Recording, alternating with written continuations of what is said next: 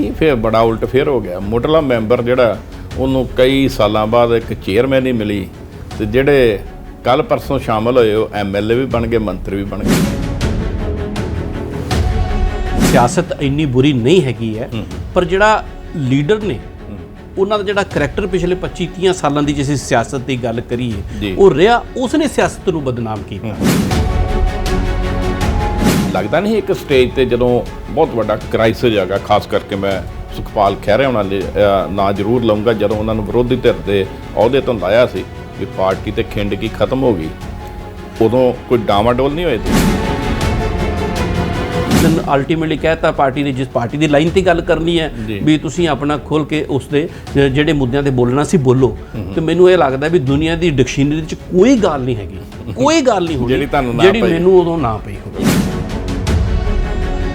ਜਲੰਧਰ ਦੀ ਜਿਮਨੀ ਚੋਣ ਜਿਹੜੀ ਹੈ ਆ ਖੜੀ ਆ, ਸਾਲ ਤੁਹਾਨੂੰ ਹੋ ਗਿਆ, ਤੁਸੀਂ ਹੁਕਮਰਾਨ ਜੇ, ਤੁਸੀਂ ਮਹਾਰਾਜੇ ਜੇ, ਅੱਜ ਕੱਲ੍ਹ ਪੰਜਾਬ ਦੇ ਤੁਹਾਡੇ ਹੱਥ 'ਚ ਹਕੂਮਤ ਹੈ, ਪਰ ਉੱਥੇ ਵੀ ਤੁਸੀਂ 2 ਦਿਨ ਪਹਿਲਾਂ ਇੱਕ ਕਾਂਗਰਸੀ ਸਾਬਕਾ ਵਿਧਾਇਕ ਰਿੰਕੂ ਨੂੰ ਸ਼ਾਮਲ ਕੀਤਾ, ਉਹਨੂੰ ਟਿਕਟ ਦਿੱਤੀ।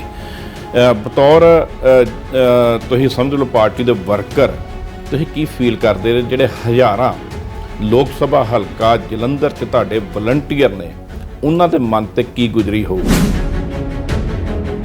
ਆਈਡੀਓਲੋਜੀ ਨੂੰ ਅਸੀਂ ਇਕੱਲੀ ਨੂੰ ਕੀ ਕਰਾਂਗੇ? ਆਈਡੀਓਲੋਜੀ ਤਾਂ CPI ਦੀ ਵੀ ਬਹੁਤ ਵਧੀਆ ਹੈਗੀ ਸੀ।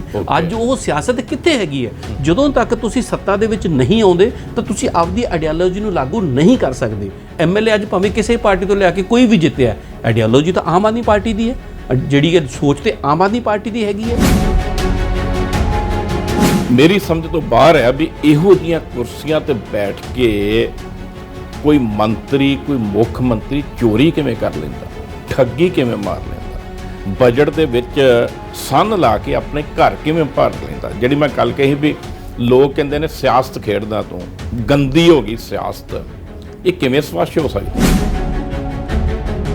ਤੇ ਜਿਸ ਬੰਦੇ ਨੇ ਗਲਤੀ ਕੀਤੀ ਹੈ, ਜਿਸ ਬੰਦੇ ਨੇ ਕਰਪਸ਼ਨ ਕੀਤੀ ਹੈ, ਜਿਸ ਬੰਦੇ ਨੇ ਸਰਕਾਰੀ ਖਜ਼ਾਨੇ ਨੂੰ ਲੁੱਟਿਆ ਤੇ ਲੋਕਾਂ ਦੇ ਸੁਪਨਿਆਂ ਦਾ ਕਤਲ ਕੀਤਾ ਹੈਗਾ, ਉਹਨੂੰ ਸਜ਼ਾ ਮਿਲਣੀ ਚਾਹੀਦੀ ਹੈ, ਭਾਵੇਂ ਕੋਈ ਵੀ। ਸ਼ੀਸ਼ਾ ਬੋਲਦਾ ਸੱਚ ਕਿੱਥੋਂ ਕਿੱਥੇ? ਇੱਕ ਛੋਟਾ ਜਿਹਾ ਵਾਕ ਹੈ। ਕਿਹਾ ਇਹ ਜਾਂਦਾ ਵੀ ਜਿਹੜਾ ਸਿਆਸਤ 'ਚ ਪੈਰ ਧਰਦਾ ਹੈ ਉਹ ਰਾਤੋਂ ਰਾਤ ਧਰਤ ਤੋਂ ਅਸਮਾਨ ਤੇ ਪਹੁੰਚ ਜਾਂਦਾ। ਇਹ ਵੀ ਕਿਹਾ ਜਾਂਦਾ ਵੀ ਸਿਆਸਤ ਬੜੀ ਬਦਨਾਮ ਹੋ ਗਈ ਹੈ, ਸਿਆਸਤ ਚੌਧਰ ਤੱਕ ਸੀਮਤ ਹੋ ਗਈ ਹੈ, ਤੇ ਹੁਣ ਤੇ ਇੱਕ ਵਾਕ ਵੀ ਬਣ ਗਿਆ। ਕਿਆ ਕਹਿੰਦੇ ਨੇ, ਤੂੰ ਮੇਰੇ ਨਾਲ ਸਿਆਸਤ ਖੇਡਦਾ, ਇੱਕ ਮਜ਼ਾਕ ਦਾ ਸ਼ਬਦ ਬਣ ਗਿਆ। ਔਰ ਇਹ ਸਾਰੀ ਇਸ ਮੁੱਦੇ ਤੇ ਗੱਲ ਕਰਾਂਗੇ। ਤੁਸੀਂ ਇੱਕ ਨਾਂ ਸੁਣਿਆ ਹੋਊਗਾ, ਨੀਲ ਗਰਗ, ਜਿਨ੍ਹਾਂ ਨੂੰ ਤੁਸੀਂ ਨਿੱਤ ਦਿਨ ਸ਼ਾਮ ਨੂੰ ਜਦੋਂ ਡਿਬੇਟਾਂ ਚੱਲਦੀਆਂ ਨੇ ਟੈਲੀਵਿਜ਼ਨਾਂ ਤੇ ਆਮ ਆਦਮੀ ਪਾਰਟੀ ਨੂੰ ਪ੍ਰੋਟੈਕਟ ਕਰਦਿਆਂ ਦੇਖਿਆ ਹੋਊਗਾ। ਉਹਨਾਂ ਨੂੰ ਪੁੱਛਾਂਗੇ ਤੁਸੀਂ ਕਿੱਥੋਂ ਚੱਲੇ, ਕਦੋਂ ਚੱਲੇ, ਤੇ Punjab medium industry development board ਦੇ ਚੇਅਰਮੈਨ ਕਦੋਂ ਬਣੇ? ਗਰਗ ਸਾਹਿਬ ਸਤਿ ਸ਼੍ਰੀ ਅਕਾਲ। ਸਤਿ ਸ਼੍ਰੀ ਅਕਾਲ ਸਰ। ਤੁਸੀਂ ਮੇਰੀ ਗੱਲ ਸਾਰੀ ਸੁਣ ਲਈ ਹੋਊਗੀ। ਬਿਲਕੁਲ। ਕਹਿੰਦੇ ਸਿਆਸਤ 'ਚ ਪੈਰ ਰੱਖ ਕੇ ਤੇ ਮਿੱਟੀ ਵੀ ਸੋਨਾ ਬਣ ਜਾਂਦੀ ਹੈ। ਤੁਸੀਂ ਇੱਥੇ ਕਿਵੇਂ ਪਹੁੰਚੇ? ਨਹੀਂ ਦੇਖੋ, ਸਭ ਤੋਂ ਪਹਿਲਾਂ ਤਾਂ ਤਰਲੋਚਨ ਭਾਜੀ, ਜਿਹੜੀ ਸਿਆਸਤ ਇੰਨੀ ਬੁਰੀ ਨਹੀਂ ਹੈਗੀ ਹੈ, ਪਰ ਜਿਹੜਾ ਲੀਡਰ ਨੇ ਉਹਨਾਂ ਦਾ ਜਿਹੜਾ ਕਰੈਕਟਰ ਪਿਛਲੇ 25-30 ਸਾਲਾਂ ਦੀ ਜੇ ਅਸੀਂ ਸਿਆਸਤ ਦੀ ਗੱਲ ਕਰੀਏ ਉਹ ਰਿਹਾ, ਉਸਨੇ ਸਿਆਸਤ ਨੂੰ ਬਦਨਾਮ ਕੀਤਾ। ਇਸ ਕਰਕੇ ਅੱਜ ਦੀ ਡੇਟ 'ਚ ਮੈਨੂੰ ਇਹ ਕਹਿਣ 'ਚ ਕੋਈ ਗੁਰੇਜ਼ ਨਹੀਂ ਆ ਕਿ ਸਿਆਸਤਦਾਨਾਂ ਨੂੰ ਲੋਕ ਕੋਈ ਬਹੁਤ ਹੀ ਵਧੀਆ ਨਜ਼ਰ ਨਾਲ ਦੇਖਦੇ ਨਹੀਂ ਹੈਗੇ। ਪਰ ਗੱਲ ਬਹੁਤ ਮਾੜੀ ਹੈ। ਮਾੜੀ ਗੱਲ ਆ, ਕਿਉਂਕਿ ਡਿਪੈਂਡ ਕਰਦਾ ਕਿ ਤੁਸੀਂ ਕਿਸ ਤਰੀਕੇ ਨਾਲ, ਕਿਸ ਕਿਰਦਾਰ ਦੇ ਨਾਲ ਲੋਕਾਂ ਦੇ ਵਿੱਚ ਇੱਦਾਂ ਕਹਿ ਲਈਏ, ਸਿਆਸਤ ਨਹੀਂ ਮਾੜੀ, ਸਿਆਸਤਦਾਨ ਕੁਛ ਮਾੜੇ ਆ ਗਏ ਨੇ। ਔਰ ਸਾਰੇ ਸਿਆਸਤਦਾਨ ਮਾੜੇ ਵੀ ਨਹੀਂ ਹੁੰਦੇ। ਜੀ ਜੀ ਜੀ, ਠੀਕ ਹੈ ਕਿ ਨਹੀਂ? ਕਿਉਂਕਿ ਜੇਕਰ ਤੁਸੀਂ ਸਿਆਸਤ ਲੋਕਾਂ ਲਈ ਕਰਦੇ ਹੋ, ਲੋਕਾਂ ਦੀ ਭਲਾਈ ਲਈ ਕਰਦੇ ਹੋ, ਸਮਾਜ ਭਲਾਈ ਲਈ ਕਰਦੇ ਹੋ, ਤਾਂ ਸਿਆਸਤ ਹਮੇਸ਼ਾ ਚੰਗੀ ਹੁੰਦੀ ਹੈ। ਤੁਸੀਂ ਮੈਨੂੰ ਪੁੱਛਿਆ ਬੇਸਿਕਲੀ ਕਿ ਸਾਡਾ ਪਰਿਵਾਰ ਕੋਈ ਸਿਆਸਤ ਦੇ ਨਾਲ ਵਾਰਬਸਤਾ ਰੱਖਣ ਵਾਲਾ ਪਰਿਵਾਰ ਨਹੀਂ ਹੈਗਾ। ਫੇਰ ਕਿਵੇਂ ਆ ਗਏ ਇੱਧਰ? ਤੇ ਇਹ ਤਾਂ ਜੀ ਮੈਂ ਵਸਤੂਆਨਾ ਸਾਹਿਬ ਪੜ੍ਹਦਾ ਹੁੰਦਾ ਸੀ, ਫਾਰਮੇਸੀ ਕਰਦਾ ਸੀ। ਇਹ 1999 ਦੇ ਆਸ-ਪਾਸ ਦੀ ਗੱਲ ਹੈਗੀ ਹੈ। ਤੇ ਉਹਨਾਂ ਦਿਨਾਂ ਦੇ ਵਿੱਚ ਪੰਜਾਬ ਦੇ ਵਿੱਚ ਆਲ ਇੰਡੀਆ ਸਟੂਡੈਂਟ ਫੈਡਰੇਸ਼ਨ ਜਿਹੜੀ ਹੈ, ਕਾਫੀ ਨਾਮਵਰ ਜਾਨੀ ਕਿ ਸਟੂਡੈਂਟ ਯੂਨੀਅਨ ਹੁੰਦੀ ਸੀ। ਉਹਨਾਂ ਦੇ ਸੰਪਰਕ ਦੇ ਵਿੱਚ ਆਏ। ਉਸ ਟਾਈਮ ਤੇ ਸਾਡੇ ਬਲਵਿੰਦਰ ਸਿੰਘ ਜੰਮੂ ਤੁਸੀਂ ਜਾਣਦੇ ਹੋਗੇ, ਤੁਹਾਡੇ ਅਦਾਰੇ 'ਚ ਵੀ ਕੰਮ ਕੀਤਾ, ਬੜੇ ਸੀਨੀਅਰ ਪੱਤਰਕਾਰ ਨੇ, ਸਾਡੇ ਪੰਜਾਬ ਦੇ ਪ੍ਰਧਾਨ ਹੁੰਦੇ ਸੀ। ਉਹਨਾਂ ਨੇ ਬੇਸਿਕਲੀ ਮੈਨੂੰ ਜਿਹੜਾ ਹੈਗਾ ਆਲ ਇੰਡੀਆ ਸਟੂਡੈਂਟ ਫੈਡਰੇਸ਼ਨ ਦੇ ਵਿੱਚ ਸ਼ਾਮਲ ਕੀਤਾ ਤੇ ਮੈਨੂੰ ਜ਼ਿਲ੍ਹਾ ਸੰਗਰੂਰ ਦਾ ਜ਼ਿਲ੍ਹਾ ਪ੍ਰਧਾਨ ਲਗਾਇਆ। ਉਸ ਵਕਤ ਇਹ ਮੈਂ 89 ਦੀ ਗੱਲ ਕਰ ਰਿਹਾ ਹਾਂ, ਔਰ ਜਜ਼ਬਾ ਬਹੁਤ ਸੀ ਕੰਮ ਕਰਨ ਦਾ। ਫਿਰ ਉਸ ਤੋਂ ਬਾਅਦ CPI ਦੇ ਕਾਰਡ ਹੋਲਡਰ ਵੀ ਬਣੇ ਤੇ ਇਹਨਾਂ ਦੀਆਂ ਸਕੂਲਿੰਗ ਜਿਹੜੀਆਂ ਉਹ ਅਟੈਂਡ ਕੀਤੀਆਂ। ਉੱਥੋਂ ਇੱਕ ਜਜ਼ਬਾ ਪੈਦਾ ਹੋਇਆ ਕਿ ਜਿਹੜਾ ਹੈਗਾ ਸਮਾਜ ਹੈ, ਸਮਾਜ ਦੇ ਵਿੱਚ ਅਸੀਂ ਕਿਸ ਤਰੀਕੇ ਨਾਲ ਰੋਲ ਪਲੇ ਕਰ ਸਕਦੇ ਹਾਂ। ਪਰ ਮੁਸ਼ਕਿਲ ਕੀ ਸੀ, ਜਿਨ੍ਹਾਂ ਨਾਲ ਤੁਹਾਡਾ ਟੱਕਰਾਇਆ ਉਹਨਾਂ ਕੋਲੇ ਰਿਸੋਰਸਿਸ ਬਹੁਤ ਜ਼ਿਆਦਾ ਸੀ, ਤਾਮਝਾਮ ਬਹੁਤ ਜ਼ਿਆਦਾ ਸੀ। ਤੋ ਇਸ ਕਰਕੇ ਕਿਤੇ ਨਾ ਕਿਤੇ ਉਹ ਜਿਹੜਾ ਇੱਕ ਦਿਲ ਦੇ ਵਿੱਚ ਜਜ਼ਬਾ ਸੀ ਉਹ ਪੂਰਾ ਨਹੀਂ ਹੋ ਸਕਦਾ ਸੀ। ਪਰ ਆਮ ਇਹ ਕਿਹਾ ਜਾਂਦਾ ਸਟੂਡੈਂਟ ਮੂਵਮੈਂਟ 'ਚ ਮੈਂ ਵੀ ਕੰਮ ਕੀਤਾ, ਤੁਹਾਡੇ ਮੰਤਰੀ ਕੁਲਦੀਪ ਧਾਲੀਵਾਲ ਹੋਣਾ ਨੇ ਵੀ ਕੰਮ ਕੀਤਾ, ਹੋਰ ਵੀ ਆਪ ਪਾਰਟੀ ਦੇ ਕਈ ਲੀਡਰਾਂ ਨੇ ਕੰਮ ਕੀਤਾ। ਵੀ ਤੁਸੀਂ ਜਿਵੇਂ ਦੱਸਿਆ ਵੀ ਸਟੂਡੈਂਟ ਲਹਿਰ ਨਾਲ ਜੁੜੇ ਜਿਹੜੇ ਲੋਕ ਨੇ ਉਹ ਲਾਲ ਝੰਡਾ ਫੜ ਲੈਂਦੇ ਨੇ ਤੇ ਮਰਦੇ ਦਮ ਤੱਕ ਉਹੀ ਉਹਨਾਂ ਕੋਲ ਹੁੰਦਾ। ਇਹ ਚੇਂਜ ਕਿਵੇਂ ਆ ਗਈ? ਨਹੀਂ, ਚੇਂਜ ਨਹੀਂ ਆਈ। ਬੇਸਿਕਲੀ ਜਦੋਂ ਉਸ ਤੋਂ ਬਾਅਦ ਕੀ ਹੋਇਆ, ਕਾਲਜ ਲਾਈਫ ਤੋਂ ਬਾਅਦ ਜਾਣੀ ਕਿ ਆਪਣੇ ਰੁਝੇਵਿਆਂ ਦੇ ਵਿੱਚ ਪੈ ਗਏ, ਨੌਕਰੀ ਜੁਆਇਨ ਕਰ ਲਈ ਫਾਰਮਾਸਿਊਟੀਕਲ ਦੇ ਵਿੱਚ, ਲੋਕਾਂ ਨਾਲ ਮਿਲਣਾ ਮਿਲਾਉਣਾ ਤਾਂ ਜਾਰੀ ਸੀ, ਠੀਕ ਹੈ ਨਾ। ਰਣਬੈਕਸੀ ਵਰਗੀ ਕੰਪਨੀ ਦੇ ਵਿੱਚ ਮੈਂ ਨੌਕਰੀ ਕੀਤੀ। ਇਹ ਗੱਲ ਉਹਨਾਂ ਦਿਨਾਂ ਦੀ ਹੈ ਜਦੋਂ ਅੰਨਾ ਹਜ਼ਾਰੇ ਦਾ ਅੰਦੋਲਨ ਚੱਲਦਾ ਹੁੰਦਾ ਸੀ। ਉਸ ਅੰਦੋਲਨ ਨੇ ਦੁਬਾਰਾ ਫਿਰ ਸਾਨੂੰ ਟੁੰਬਿਆ। ਉਹ ਕਿਤੇ ਨਾ ਕਿਤੇ ਜਿਹੜੇ ਉਹ ਬੀਜ ਸੀ ਜਿਹੜੇ ਦਿਮਾਗ ਦੇ ਵਿੱਚ ਸੀ, ਉਹ ਫਿਰ ਜਾਨੀ ਕਿ ਉਹ ਕਿਤੇ ਨਾ ਕਿਤੇ ਸੁਲਗ ਪਈ, ਠੀਕ ਹੈ ਨਾ। ਉਸ ਤੋਂ ਬਾਅਦ ਜਾਨੀ ਕਿ ਬਠਿੰਡੇ ਦੇ ਵਿੱਚ, ਕਿਉਂਕਿ ਉੱਥੇ ਸਾਡਾ ਜਿਹੜਾ ਹੈਗਾ ਫਾਇਰ ਬ੍ਰਿਗੇਡ ਚੌਂਕ ਹੈ, ਉੱਥੇ ਵੀ ਧਰਨੇ ਧੁਰਨੇ ਲੱਗਦੇ ਹੁੰਦੇ ਸੀ, ਉਹਨਾਂ 'ਚ ਪਾਰਟਿਸਿਪੇਟ ਕਰਨਾ ਸ਼ੁਰੂ ਕੀਤਾ। ਤੇ ਫਿਰ ਸਾਨੂੰ ਇਹ ਲੱਗਿਆ ਵੀ ਇੱਕ ਘੱਟੋ ਘੱਟ ਇਹ ਪਲੇਟਫਾਰਮ ਉਹੀ ਹੈਗਾ, ਜੇ ਤੁਸੀਂ ਸਾਰੀਆਂ ਚੀਜ਼ਾਂ ਦੇ ਵਿੱਚ ਸੁਧਾਰ ਨਹੀਂ ਲਿਆ ਸਕਦੇ, ਘੱਟੋ ਘੱਟ ਜਿਹੜੀ ਕਰਪਸ਼ਨ ਹੈ, ਉਹ ਕਰਪਸ਼ਨ ਦੇ ਨਾਲ ਆਮ ਬੰਦੇ ਨੂੰ ਸਭ ਤੋਂ ਵੱਧ ਨੁਕਸਾਨ ਹੁੰਦਾ ਆ, ਤੇ ਉਹਦੇ ਮੁਹਿੰਮ ਦੇ ਵਿੱਚ ਹੀ ਆਪਾਂ ਹਿੱਸਾ ਪਾ ਸਕਦੇ ਹਾਂ। ਘੱਟੋ ਘੱਟ ਇਸ ਕਰਕੇ ਇਸ ਲਹਿਰ ਦੇ ਨਾਲ ਜੁੜ ਜਾਂਦੇ ਆ। ਤੇ ਤੁਹਾਨੂੰ ਯਾਦ ਹੋਏਗਾ ਉਸ ਤੋਂ ਬਾਅਦ ਪਹਿਲਾਂ ਇੱਕ ਰੋਲ ਜਿਹੜਾ ਨਾਨ ਪੋਲੀਟੀਕਲ ਆਰਗੇਨਾਈਜੇਸ਼ਨ ਸੀ, ਇੰਡੀਆ ਅਗੇਂਸਟ ਕਰਪਸ਼ਨ। ਉਸ ਤੋਂ ਬਾਅਦ ਜਿਹੜਾ ਹੈਗਾ 26 ਨਵੰਬਰ 2012 ਨੂੰ ਦਿੱਲੀ ਦੇ ਵਿੱਚ ਸ਼੍ਰੀ ਅਰਵਿੰਦ ਕੇਜਰੀਵਾਲ ਦੀ ਅਗਵਾਈ ਦੇ ਵਿੱਚ ਪੋਲੀਟੀਕਲ ਪਾਰਟੀ ਬਣਦੀ ਹੈ ਆਮ ਆਦਮੀ ਪਾਰਟੀ। ਤੇ ਸਾਨੂੰ ਮਾਣ ਇਸ ਚੀਜ਼ ਦਾ ਹੈਗਾ ਕਿ ਪੰਜਾਬ ਦੇ ਵਿੱਚ ਸਭ ਤੋਂ ਪਹਿਲੀ ਯੂਨਿਟ ਬਠਿੰਡਾ ਬਣੀ ਸੀ 17 ਦਸੰਬਰ 2012 ਨੂੰ, ਤਕਰੀਬਨ 20-21 ਦਿਨਾਂ ਬਾਅਦ, ਠੀਕ ਹੈ ਨਾ। ਤੇ ਮੈਂ ਉਸ ਜਿਹੜੀ ਪਹਿਲੀ ਯੂਨਿਟ ਬਣੀ, ਉਸ ਯੂਨਿਟ ਦਾ ਮੈਂਬਰ ਹੈਗਾ। ਇਹਦਾ ਮਤਲਬ ਤੁਸੀਂ ਇਸ ਪਾਰਟੀ ਦੇ ਪੰਜਾਬ ਤੋਂ ਮੁੱਢਲੇ ਮੈਂਬਰ ਜੀ? ਹਾਂ, ਤੁਸੀਂ ਕਹਿ ਸਕਦੇ ਹੋ ਜੀ। ਅੱਜ ਤਕਰੀਬਨ 10.5 ਸਾਲ ਯਾਨੀ ਕਿ ਇੱਕ ਦਹਾਕੇ ਤੋਂ ਵੱਧ ਟਾਈਮ ਜਿਹੜਾ ਹੈਗਾ ਇਸ ਪਾਰਟੀ 'ਚ ਕੰਮ ਕਰਦਿਆਂ ਹੋ ਗਿਆ। ਇਹ ਫਿਰ ਬੜਾ ਉਲਟ ਫੇਰ ਹੋ ਗਿਆ। ਮੁੱਢਲਾ ਮੈਂਬਰ ਜਿਹੜਾ, ਉਹਨੂੰ ਕਈ ਸਾਲਾਂ ਬਾਅਦ ਇੱਕ ਚੇਅਰਮੈਨ ਹੀ ਮਿਲੀ, ਤੇ ਜਿਹੜੇ ਕੱਲ ਪਰਸੋਂ ਸ਼ਾਮਲ ਹੋਏ ਉਹ MLA ਵੀ ਬਣ ਗਏ, ਮੰਤਰੀ ਵੀ ਬਣ ਗਏ। ਨਹੀਂ, ਗੱਲ ਉਹ ਨਹੀਂ ਹੁੰਦੀ ਜੀ। ਗੱਲ ਇਹ ਹੁੰਦੀ ਹੈ ਕਿ ਜਦੋਂ ਤੁਸੀਂ ਇੱਕ ਜਜ਼ਬੇ ਦੇ ਨਾਲ ਪਾਰਟੀ 'ਚ ਜੁੜੇ ਹੋ, ਉਹ ਜਜ਼ਬੇ ਦੇ ਨਾਲ ਤੁਸੀਂ ਕੰਮ ਕਰਦੇ ਹੋ, ਤੁਹਾਡੀ ਅਚੀਵਮੈਂਟ ਇਹ ਹੁੰਦੀ ਹੈ ਜਿਸ ਜਜ਼ਬੇ ਨੂੰ ਲੈ ਕੇ ਪਾਰਟੀ ਨਾਲ ਜੁੜੇ ਸੀ, ਜਿਹੜੀ ਭਾਵਨਾ ਨੂੰ ਲੈ ਕੇ ਜੁੜੇ ਸੀ, ਜਿਹੜੇ ਮੁੱਦੇ ਨੂੰ ਲੈ ਕੇ ਜੁੜੇ ਸੀ, ਉਹ ਮੁੱਦਾ ਪੂਰਾ ਹੋਇਆ ਜਾਂ ਉਸ ਵੱਲ ਵੱਧ ਰਹੇ ਆ ਜਾਂ ਨਹੀਂ ਵੱਧ ਰਹੇ। ਜਜ਼ਬੇ ਦਾ ਮੁੱਲ ਵੀ ਪੈਣਾ ਚਾਹੀਦਾ। ਨਹੀਂ, ਜਜ਼ਬੇ ਦਾ ਮੁੱਲ ਕੋਈ ਪੋਸਟਾਂ ਦੇ ਨਾਲ ਨਹੀਂ ਪੈਂਦਾ, ਕੋਈ ਅਹੁਦਿਆਂ ਦੇ ਨਾਲ ਨਹੀਂ ਪੈਂਦਾ। ਜਿਹੜੀ ਚੀਜ਼ ਤੁਹਾਡੇ ਦਿਲ ਦੇ ਵਿੱਚ ਭਾਵਨਾ ਤੁਹਾਡੀ ਹੈਗੀ ਹੈ, ਜਦੋਂ ਤੁਸੀਂ ਉਸ ਨੂੰ ਪੂਰਾ ਹੁੰਦਿਆਂ ਦੇਖਦੇ ਹੋ, ਠੀਕ ਹੈ ਨਾ, ਆਲੇ ਦੁਆਲੇ ਉਸ ਨੂੰ ਵਧਦਿਆਂ ਫੁੱਲਦਿਆਂ ਦੇਖਦੇ ਹੋ, ਤਾਂ ਤੁਹਾਨੂੰ ਉਹ ਜਿਹੜੀ ਖੁਸ਼ੀ ਹੁੰਦੀ ਹੈ ਨਾ, ਜਿਹੜੀ ਇਨਰ ਜਾਨੀ ਕਿ ਫੀਲਿੰਗ ਹੈਗੀ ਹੈ, ਉਹਦਾ ਕੋਈ ਕੀਮਤ ਨਹੀਂ ਹੁੰਦੀ, ਉਹ ਸ਼ਬਦਾਂ 'ਚ ਬਿਆਨ ਵੀ ਨਹੀਂ ਕੀਤੀ ਜਾ ਸਕਦੀ। ਪਰ ਤੁਸੀਂ ਜਿਵੇਂ ਦੱਸਿਆ 2012 ਤੋਂ ਤੁਸੀਂ ਚੱਲੇ, ਇਸ 2012-2023 ਬਹੁਤ ਦੂਰ ਹੈ। ਤੁਹਾਨੂੰ ਨਿਰੰਤਰ ਦੇਖਦੇ ਰਹੇ ਅਸੀਂ, ਭਾਵੇਂ ਉੱਪਰ ਸੀ ਪਾਰਟੀ ਭਾਵੇਂ ਥੱਲੇ ਸੀ, ਤੁਸੀਂ ਪਾਣੀ ਦੇ ਵਹਾਅ ਵਾਂਗ ਪਾਰਟੀ ਦੀ ਲਾਈਨ ਤੇ ਖੜੇ ਰਹੇ। ਲੱਗਦਾ ਨਹੀਂ ਇੱਕ ਸਟੇਜ ਤੇ ਜਦੋਂ ਬਹੁਤ ਵੱਡਾ ਕ੍ਰਾਈਸਿਸ ਹੈਗਾ, ਖਾਸ ਕਰਕੇ ਮੈਂ ਸੁਖਪਾਲ ਖਹਿਰਾ ਉਹਨਾਂ ਦੇ ਨਾਂ ਜ਼ਰੂਰ ਲਊਂਗਾ, ਜਦੋਂ ਉਹਨਾਂ ਨੂੰ ਵਿਰੋਧੀ ਧਿਰ ਦੇ ਅਹੁਦੇ ਤੋਂ ਲਾਇਆ ਸੀ ਵੀ ਪਾਰਟੀ ਤੇ ਖਿੰਡ ਕੀ ਖਤਮ ਹੋ ਗਈ, ਉਦੋਂ ਕੋਈ ਡਾਵਾਡੋਲ ਨਹੀਂ ਹੋਏ ਤੁਸੀਂ? ਨਹੀਂ, ਇਹੋ ਜਿਹੇ ਪੜਾਅ ਆਉਂਦੇ ਰਹਿੰਦੇ ਆ, ਕਿਉਂਕਿ ਮੈਂ ਕਮਿਊਨਿਸਟਾਂ 'ਚ ਕੰਮ ਕੀਤਾ ਸੀ। ਜਦੋਂ ਤੁਸੀਂ ਕਮਿਊਨਿਸਟ ਵਿਚਾਰਧਾਰਾ 'ਚ ਕੰਮ ਕੀਤਾ ਹੋਵੇ ਤਾਂ ਤੁਸੀਂ ਇਸ ਤਰ੍ਹਾਂ ਡੋਲਦੇ ਨਹੀਂ ਹੈਗੇ, ਆਪਣੀ ਜਾਨੀ ਕਿ ਜਿਹੜੀ ਆਈਡੀਓਲੋਜੀ ਉਹ 'ਤੇ ਅੜਿੱਗ ਰਹਿੰਦੇ ਹੋ। ਮੈਨੂੰ ਅੱਜ ਵੀ ਯਾਦ ਹੈ ਜਦੋਂ ਸੁਖਪਾਲ ਸਿੰਘ ਖਹਿਰਾ ਨੇ ਪਰ ਤੁਹਾਨੂੰ ਕਿਤੇ ਦੁੱਖ ਨਹੀਂ ਲੱਗਾ ਹੋਊਗਾ ਜਦੋਂ ਤੁਹਾਡੀ ਪਾਰਟੀ ਉਹਨੂੰ ਨੈਸ਼ਨਲ ਪਾਰਟੀ ਦਾ ਰੁਤਬਾ ਮਿਲਿਆ, ਤੇ ਜਿਹੜੀ ਪਾਰਟੀ ਦੀ ਤੁਸੀਂ ਗੱਲ ਕਰਦੇ ਜੇ ਉਹਦੇ 'ਚ ਕੰਮ ਕੀਤਾ ਹੋਵੇ ਤਾਂ ਬੰਦਾ ਡੋਲਦਾ ਨਹੀਂਗਾ, ਉਹਦੀ ਨੈਸ਼ਨਲ ਪਾਰਟੀ ਦਾ ਜਿਹੜਾ ਉਹ ਅਹੁਦਾ ਸੀ ਜਾਂ ਕਹਿ ਲਈਏ ਦਰਜਾ ਸੀ, ਉਹ ਖੁੱਸ ਗਿਆ? ਨਹੀਂ, ਤੁਸੀਂ ਦੇਖੋ ਉਹ ਅਲੱਗ ਇਸ਼ੂ ਹੈਗਾ, ਉਹ ਇੱਕ ਪੋਲੀਟੀਕਲ ਇਸ਼ੂ ਹੈਗਾ ਜਿਹੜੇ ਜਿਸ ਦੀ ਤੁਸੀਂ ਗੱਲ ਕਰ ਰਹੇ ਹੋ। ਤੁਸੀਂ CPI ਦੀ ਗੱਲ ਕਰ ਰਹੇ ਹੋ ਕਿ ਉਸ ਤੋਂ ਨੈਸ਼ਨਲ ਪਾਰਟੀ ਦਾ ਰੁਤਬਾ ਖੁੱਸ ਗਿਆ, ਠੀਕ ਹੈ ਨਾ, ਨਹੀਂ ਖੁੱਸਣਾ ਚਾਹੀਦਾ ਸੀ। ਪਰ ਕਿਤੇ ਨਾ ਕਿਤੇ ਉਹ ਜਿਹੜੀ ਵਿਚਾਰਧਾਰਾ ਹੈਗੀ, ਕਿਉਂਕਿ ਜਿਹੜਾ ਅੱਜ ਦੇ ਜਿਹੜੇ ਰਿਸੋਰਸਿਸ ਨੇ, ਬੁਰਜ਼ੂਆ ਨੀਤੀ ਜਿਹਨੂੰ ਅਸੀਂ ਕਹਿ ਸਕਦੇ ਹਾਂ, ਉਹ ਇੰਨੀ ਕੁ ਭਾਰੂ ਹੈਗੀ ਹੈ, ਉਹ ਨਹੀਂ ਵਾਹ ਚੱਲਦੀ। ਮੈਨੂੰ ਇੰਜ ਨਹੀਂ ਲੱਗਦਾ ਵੀ ਜਿਵੇਂ ਨੀਲ ਵਰਗੇ ਜਿਹੜੇ CPI ਦੀ ਵਿਚਾਰਧਾਰਾ ਨਾਲ ਜੁੜੇ ਸੀ, ਮੁੱਢ ਤੋਂ ਜੁੜੇ ਸੀ, ਉਹ ਕਿਤੇ ਘੁੰਮ ਘੁਮਾ ਕੇ ਆਮ ਆਦਮੀ ਪਾਰਟੀ 'ਚ ਆ ਗਏ ਤੇ ਤੁਸੀਂ CPI ਜਾਂ ਲੈਫਟ ਸੋਚ ਦਾ ਜਿਹੜਾ ਸਪੇਸ ਸੀ ਸਾਰੀ ਤੁਸੀਂ ਉੱਤੇ ਕਬਜ਼ਾ ਕਰ ਲਿਆ। ਨਹੀਂ, ਤੁਸੀਂ ਇਹ ਚੀਜ਼ ਦੇਖੋ ਨਾ ਜੀ, ਗੱਲ ਤਾਂ ਉਹੀ ਹੈ ਵੀ ਕਿਸੇ ਦੀ ਲੁੱਟ ਖਸੁੱਟ ਨਾ ਹੋਵੇ।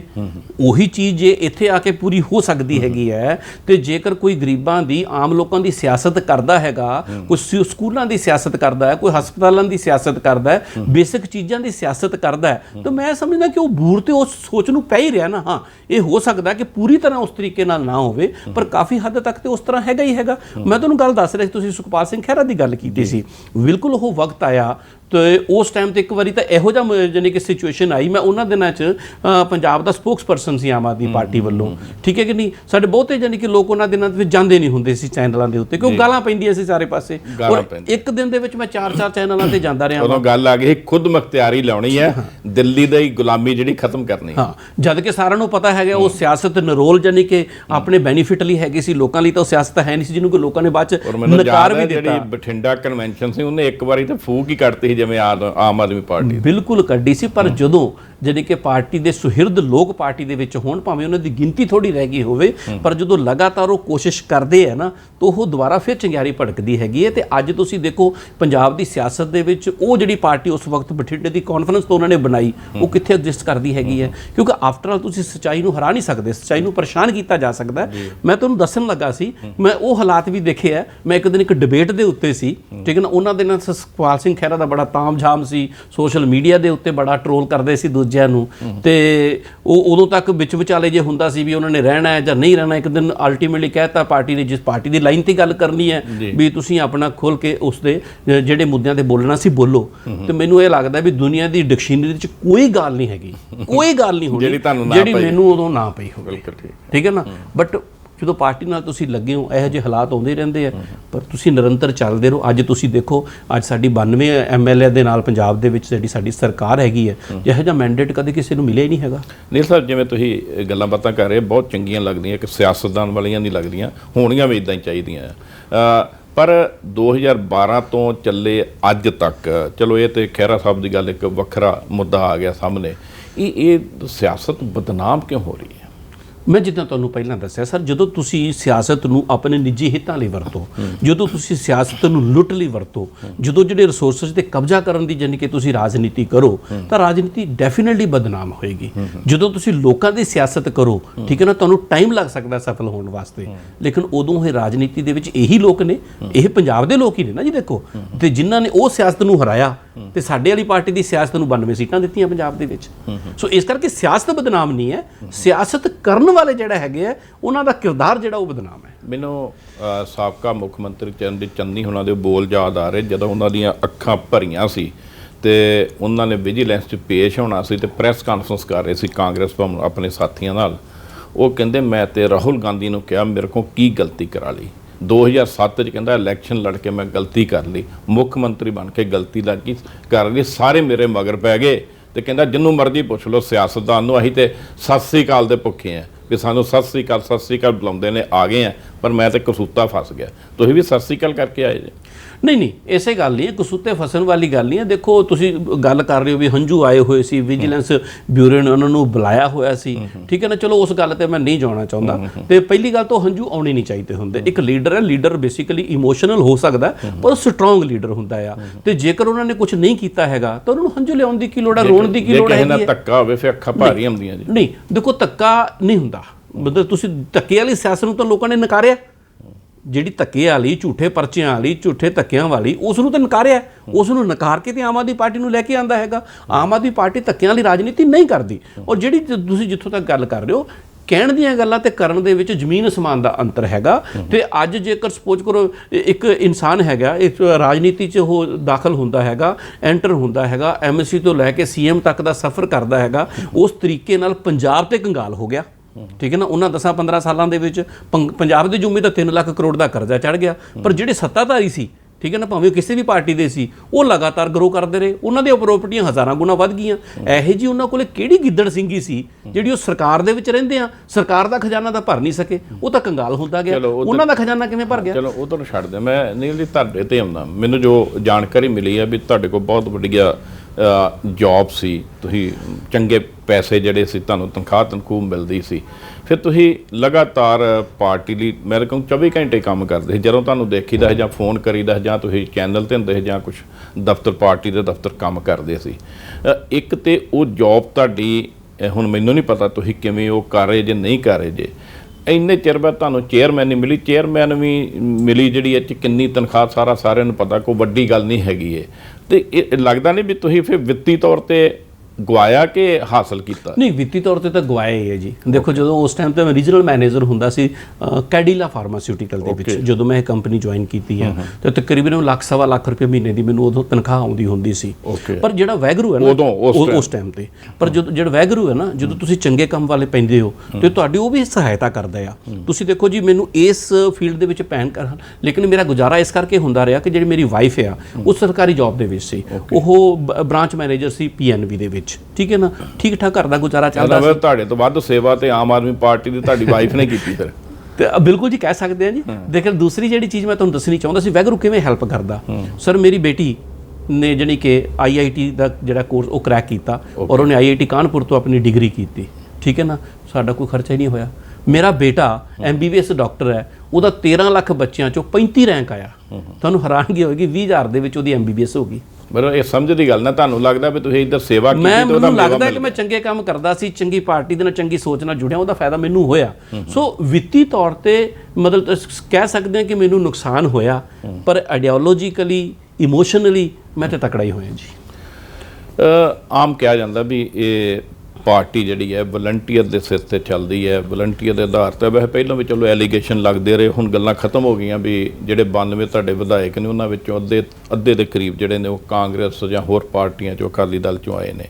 ਜਲੰਧਰ ਦੀ ਜਿਮਨੀ ਚੋਣ ਜਿਹੜੀ ਹੈ ਆ ਖੜੀ ਆ, ਸਾਲ ਤੁਹਾਨੂੰ ਹੋ ਗਿਆ, ਤੁਸੀਂ ਹੁਕਮਰਾਨ ਜੇ, ਤੁਸੀਂ ਮਹਾਰਾਜੇ ਜੇ ਅੱਜ ਕੱਲ੍ਹ ਪੰਜਾਬ ਦੇ, ਤੁਹਾਡੇ ਹੱਥ 'ਚ ਹਕੂਮਤ ਹੈ। ਪਰ ਉੱਥੇ ਵੀ ਤੁਸੀਂ 2 ਦਿਨ ਪਹਿਲਾਂ ਇੱਕ ਕਾਂਗਰਸੀ ਸਾਬਕਾ ਵਿਧਾਇਕ ਰਿੰਕੂ ਨੂੰ ਸ਼ਾਮਲ ਕੀਤਾ, ਉਹਨੂੰ ਟਿਕਟ ਦਿੱਤੀ। ਬਤੌਰ ਤੁਸੀਂ ਸਮਝ ਲਓ ਪਾਰਟੀ ਦੇ ਵਰਕਰ, ਤੁਸੀਂ ਕੀ ਫੀਲ ਕਰਦੇ ਜਿਹੜੇ ਹਜ਼ਾਰਾਂ ਲੋਕ ਸਭਾ ਹਲਕਾ ਜਲੰਧਰ 'ਚ ਤੁਹਾਡੇ ਵਲੰਟੀਅਰ ਨੇ, ਉਹਨਾਂ ਦੇ ਮਨ 'ਤੇ ਕੀ ਗੁਜ਼ਰੀ ਹੋਊਗੀ? ਨਹੀਂ, ਦੇਖੋ, ਇਸ ਚੀਜ਼ ਨੂੰ ਤੁਸੀਂ ਜਿਹੜਾ ਹੈਗਾ ਜਿਸ ਤਰੀਕੇ ਨਾਲ ਤੁਸੀਂ ਗੱਲ ਕਹਿ ਰਹੇ ਹੋ, ਦੇਖਣ ਨੂੰ ਤਾਂ ਇੱਦਾਂ ਹੀ ਲੱਗਦਾ ਹੈਗਾ ਵੀ ਕੀ ਬੀਤੀ ਹੋਊਗੀ, ਪਰ ਐਸੀ ਗੱਲ ਨਹੀਂ ਹੈਗੀ ਹੈ। ਆਮ ਆਦਮੀ ਪਾਰਟੀ 'ਚ ਵੀ ਤੁਸੀਂ ਦੇਖੋ, ਸਾਨੂੰ 92 ਜਾਣੀ ਕਿ ਵਿਧਾਇਕਾਂ ਦਾ ਪੰਜਾਬ ਸਰਕਾਰ ਜਿਹੜੀ ਬਣੀ, ਜਿਹੜੀ ਅਸੀਂ ਸੋਚ ਨੂੰ ਲੈ ਕੇ ਚੱਲੇ ਸੀ, ਉਹ ਸੋਚ ਨੂੰ ਅੱਜ ਇੰਪਲੀਮੈਂਟ ਕਰ ਰਹੇ ਹਾਂ। ਅੱਜ ਅਸੀਂ ਚੰਗੇ ਸਕੂਲ ਬਣਾ ਰਹੇ ਹਾਂ, ਅੱਜ ਅਸੀਂ ਲੋਕਾਂ ਨੂੰ ਬਿਜਲੀ ਫ੍ਰੀ ਦਿੱਤੀ ਹੈ, ਅੱਜ ਅਸੀਂ ਜਾਣੀ ਕਿ ਚੰਗੇ ਹਸਪਤਾਲ ਜਾਂ ਮੁਹੱਲਾ ਕਲੀਨਿਕ ਬਣਾ ਰਹੇ ਹਾਂ, ਅੱਜ ਅਸੀਂ ਨੌਜਵਾਨਾਂ ਨੂੰ ਨੌਕਰੀ ਦੇ ਰਹੇ ਹਾਂ, ਅੱਜ ਅਸੀਂ ਪੰਜਾਬ ਦੇ ਵਿੱਚ ਨਵੀਂ ਇੰਡਸਟਰੀ ਲੈ ਕੇ ਆ ਰਹੇ ਹਾਂ। ਮੇਰਾ ਕਹਿਣ ਦਾ ਮਤਲਬ ਪਤਾ ਕੀ ਹੈ, ਵੀ ਜਦੋਂ ਤੱਕ ਤੁਹਾਡੇ ਕੋਲੇ ਰਾਜਨੀਤਿਕ ਪਾਵਰ ਨਹੀਂ ਆਉਂਦੀ, ਤੁਹਾਡੀ ਆਈਡੀਓਲੋਜੀ ਬਹੁਤ ਵਧੀਆ ਹੈਗੀ ਹੈ, ਠੀਕ ਹੈ ਕਿ ਨਹੀਂ, ਆਈਡੀਓਲੋਜੀ ਨੂੰ ਅਸੀਂ ਇਕੱਲੀ ਨੂੰ ਕੀ ਕਰਾਂਗੇ? ਆਈਡੀਓਲੋਜੀ ਤਾਂ CPI ਦੀ ਵੀ ਬਹੁਤ ਵਧੀਆ ਹੈਗੀ ਸੀ। ਅੱਜ ਉਹ ਸਿਆਸਤ ਕਿੱਥੇ ਹੈਗੀ ਹੈ? ਜਦੋਂ ਤੱਕ ਤੁਸੀਂ ਸੱਤਾ ਦੇ ਵਿੱਚ ਨਹੀਂ ਆਉਂਦੇ ਤਾਂ ਤੁਸੀਂ ਆਪਦੀ ਆਈਡੀਓਲੋਜੀ ਨੂੰ ਲਾਗੂ ਨਹੀਂ ਕਰ ਸਕਦੇ।